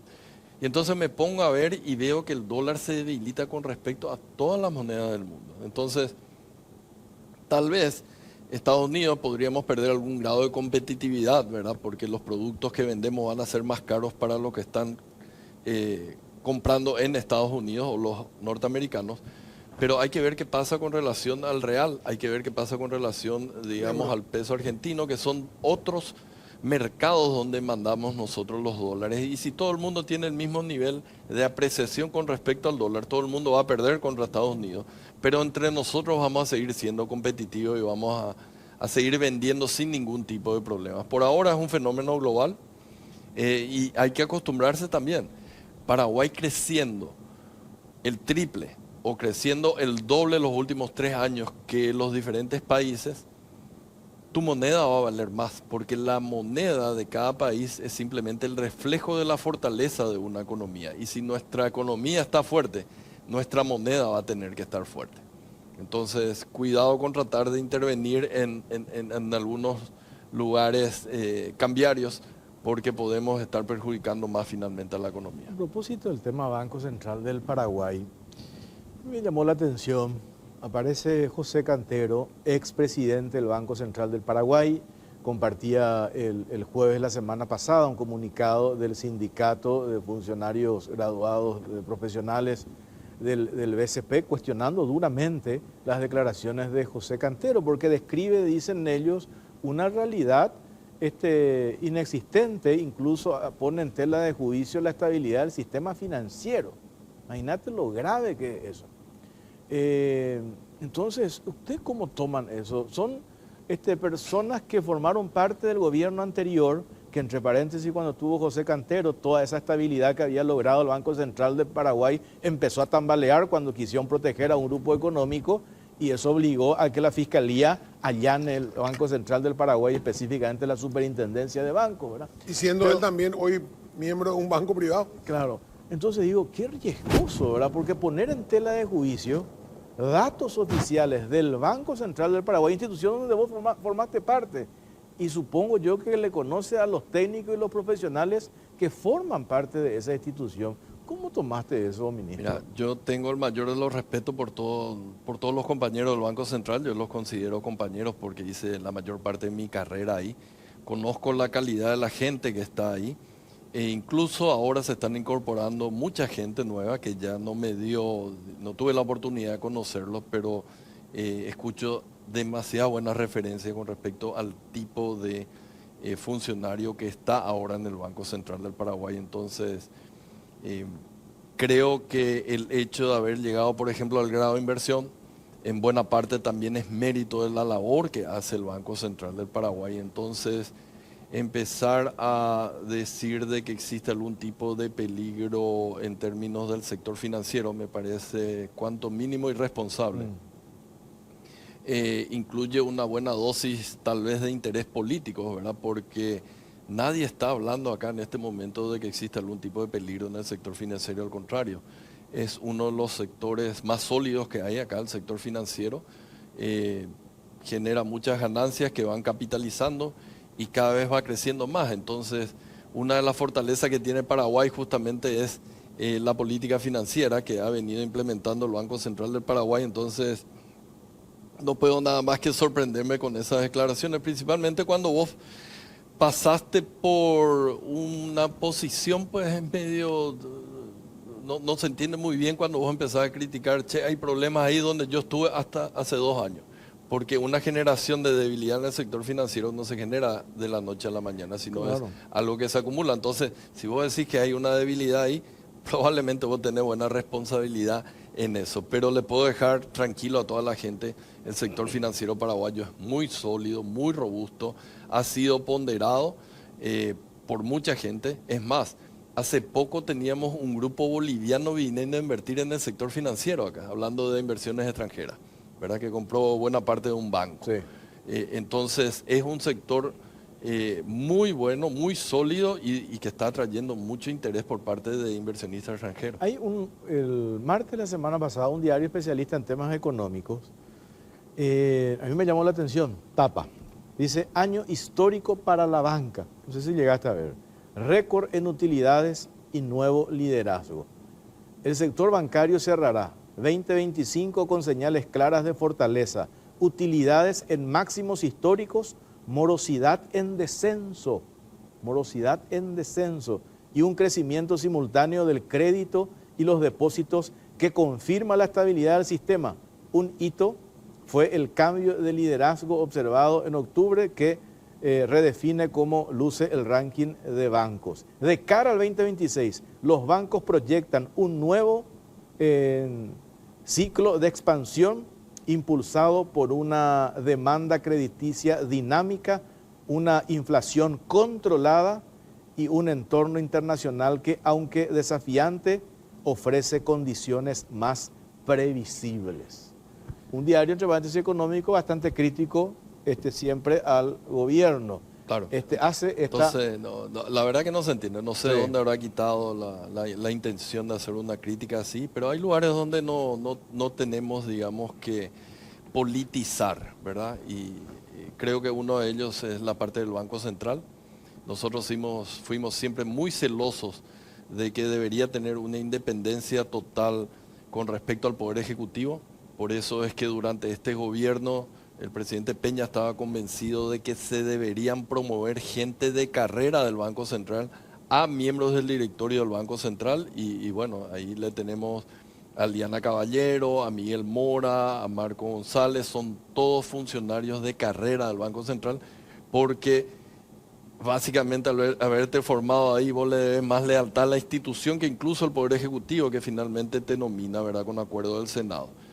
Todo lo contrario de lo que ocurrió anteriormente, ¿verdad? Porque yo fui muy crítico cuando vieron nominaciones que eran casi políticas, cuando había gente del Ministerio de Hacienda. Sí. Y en el Ministerio de Hacienda hay muy buena gente, pero ellos tienen otro juego, no pueden estar jugando a ser autoridades del Banco Central del Paraguay. En el Banco Central del Paraguay tenemos que ser celosos, blindarle de las influencias del Poder Ejecutivo, Sí. y no le blindás la independencia del Banco Central cuando le nominás vos como ministro a tu viceministro para que vaya como miembro del directorio del Banco Central del Paraguay. Absolutamente. Ministro, la otra discusión, tema del déficit fiscal. Hoy, número oficial, Ministerio de Economía y Finanzas. Porque habrás escuchado, te dicen, no, es mentira. El déficit fiscal no es 1.5, 1.9, el déficit fiscal es 4. Y vos decís, ¿cuál es el criterio, el elemento objetivo que tenés? Ahí tenés las deudas, que todavía de 3 o 4 sectores.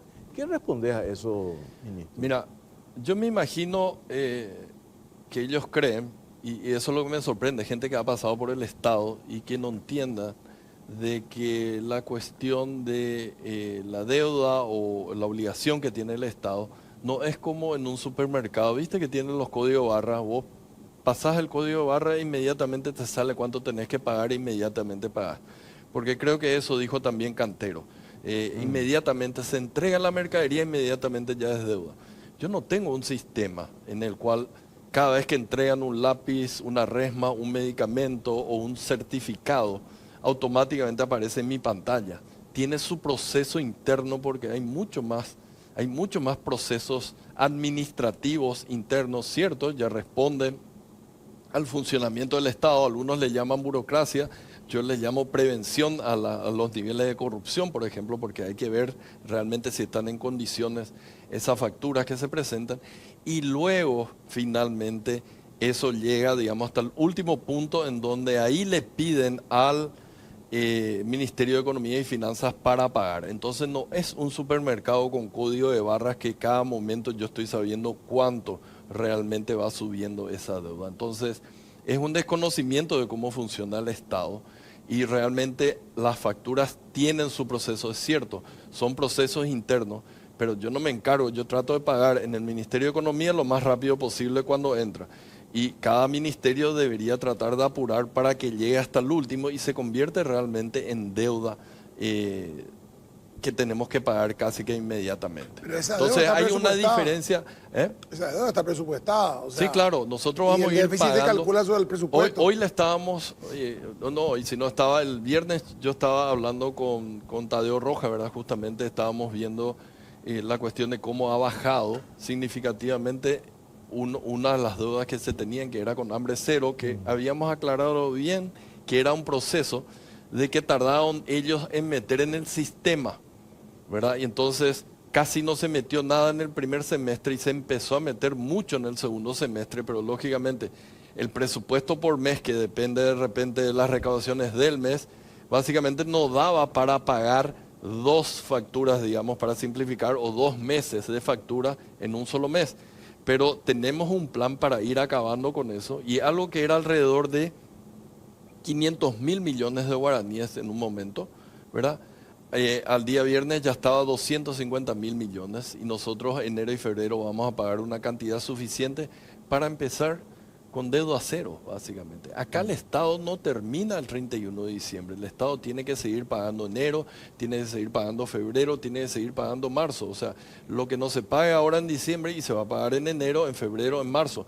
Nosotros estuvimos haciendo números con la gente, ¿verdad?, del ministerio un poco para ver cuál es la planificación que tenemos. Y básicamente no quiero prometer, voy a dar un número menor al número que estamos discutiendo hoy. Pero básicamente tenemos más de 100 millones de dólares ya disponibilizados, digamos, para las vialeras, 100 millones para la parte de los medicamentos y también como 50 millones también para la gente de hambre cero, de tal manera ir licuando la deuda. La deuda que es legal no se discute, se paga.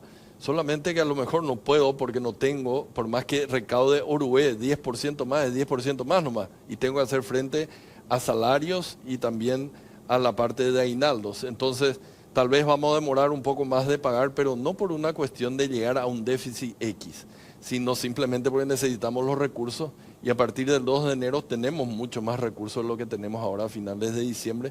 Por eso hicimos esta planificación de las deudas para ir pagando enero, febrero, marzo de manera muy fuerte. Tengo que hacer una pausa cortita. A la vuelta seguimos con el ministro de Economía y Finanzas, Carlos Fernández Valdovinos. Pausa, ya venimos.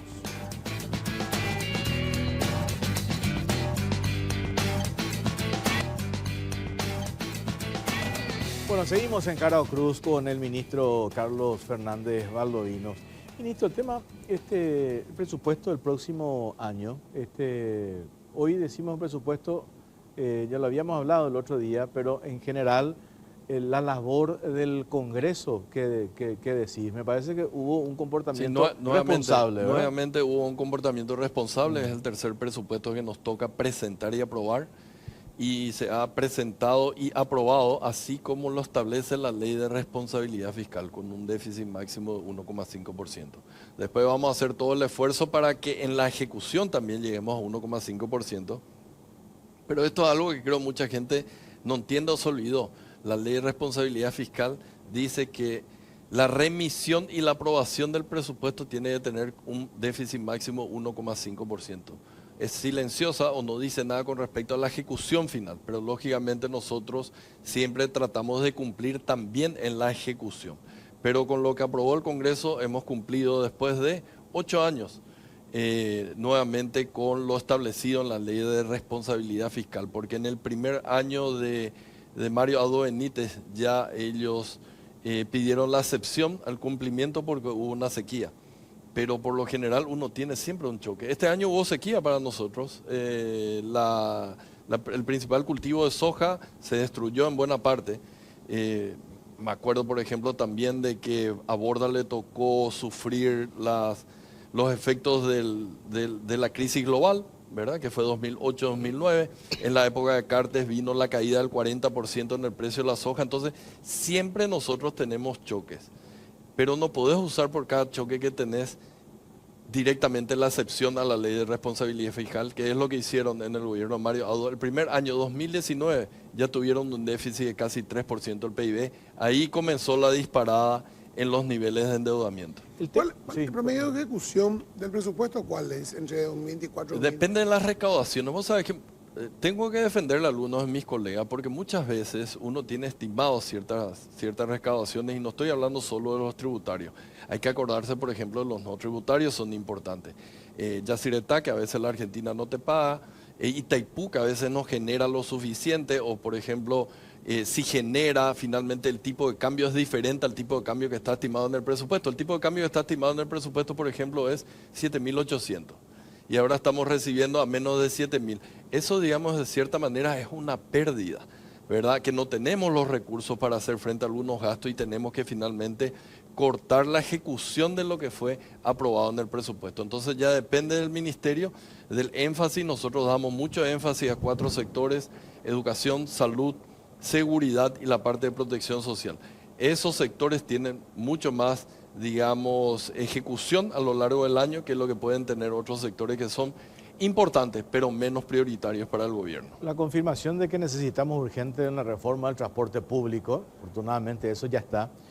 Te pregunto puntualmente, porque le están utilizando algunos empresarios del transporte, supongo que habrás escuchado a los choferes diciendo, no nos pagan el subsidio, ustedes no van a cobrar aguinaldo. Eso es demencial. Y es más, y están ya en una intención ilegal de movilizarse y decir, por culpa del gobierno que nos paga subsidio, no vamos a cobrar nosotros aguinaldo. En primer lugar, creo que ya trataban de hacer también las constructoras eso y le salió, yo no le pedí, pero Mónica Recalde la tiene bien clara. O sea, acá no está sujeto el pago de aguinaldo a que el Estado te pague o no, sino directamente es una obligación. Y aparte hay que tener en cuenta lo siguiente, vos tuviste que haber ahorrado para tu aguinaldo de tal manera a tener en el mes de diciembre. Entonces, en todo caso, vos lo que podés decir, no me pagaron el mes de diciembre, entonces un 12avo no tengo para pagar aguinaldo, no la totalidad del aguinaldo. Ojo con eso. Pero dado de que es una obligación, independiente a si el Estado te paga o no te paga, ellos van a tener que pagar. Segundo lugar, nosotros mañana o pasado, nosotros estamos pagando el subsidio. Eso ya está, estamos pagando 1 por mes. Lo que pasa es que ellos quieren que se les pague 2 por mes. Y no, esto es, continuamente vienen y ellos saben, así como los constructores saben, del 1 al 10 se pagan los constructores, del 15 al 20 se pagan aproximadamente la parte de los subsidios. Y siempre estuvimos pagando desde el mes de junio, del 15 al 20. Entonces, si reclaman antes del 15, están reclamando en balde porque no es la fecha en la cual se paga el subsidio. Nosotros vamos a pagar el subsidio, el que corresponde al mes de diciembre quiere decir al pago que hacemos el mes de diciembre, y después en enero vamos a continuar entre el 15 y el 20, pero está garantizado el pago del subsidio del pago único que se hace, así como fue el acuerdo que se llegó cuando se estuvo negociando con ellos porque iban a hacer huelga y se llegó a este acuerdo. ¿Estamos haciendo los deberes para que otra calificadora nos dé grado de inversión o ya estamos siendo demasiado ambiciosos? No, yo creo que la ambición es buena, ¿verdad? Pipo conoce esto de ser ambicioso, no nos sale nomás muy bien a nosotros los cerristas, esto de ganar no perdemos la copa. la esperanza. Sí, pero la esperanza siempre está, pero yo no me obsesiono. Digamos, si no fuera porque se filtró accidentalmente esa grabación cuando salimos con el grado de inversión con Moody's, nadie esperaba. Es más, yo me acuerdo de que en una de las radios, no le voy a hacer la propaganda, estaba un ex ministro de Hacienda diciendo justamente por qué era de que no nos iban a dar grado de inversión. Me acuerdo, sí. ¿Verdad?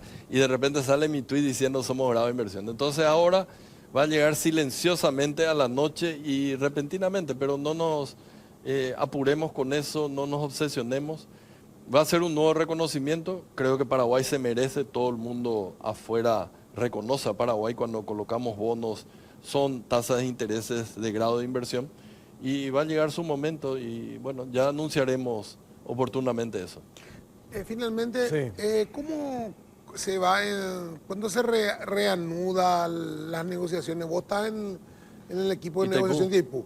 Sí. ¿Cuándo vuelven las conversaciones? ¿O eso no depende de reuniones, sino que son equipos que están intercambiándose? Son equipos que se están intercambiando. Nosotros estuvimos reunidos esta semana ya, tirando nuevamente sobre la mesa algunas ideas. Digamos, es permanente, pero no es permanente. O sea, siempre estamos discutiendo, pero tenemos también las otras, quedan los equipos trabajando, después nos metemos los ministros.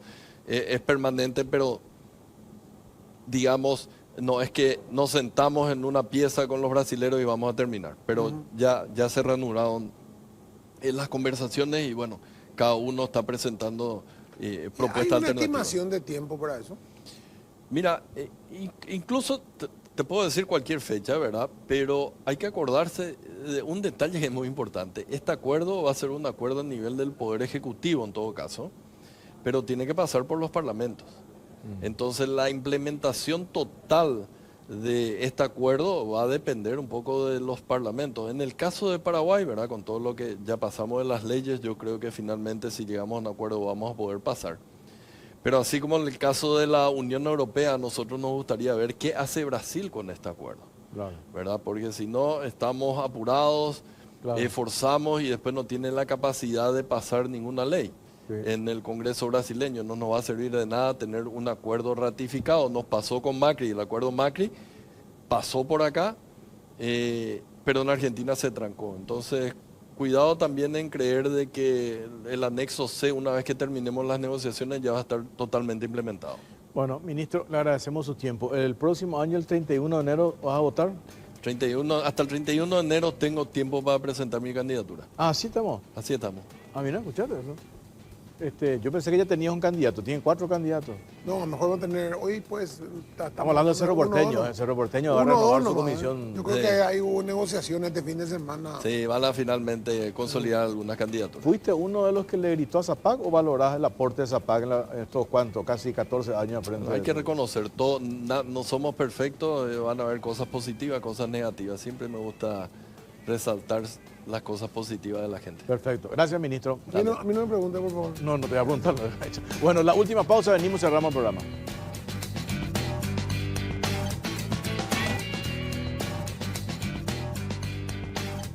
Bueno, ya no tenemos tiempo, nos reencontramos el siguiente domingo, Pipo, que va a ser el último programa del año. Después vamos a retomar el primer domingo de febrero. Nos vamos. Nos vamos. Nos vamos. Gracias por acompañarnos. Buenas noches.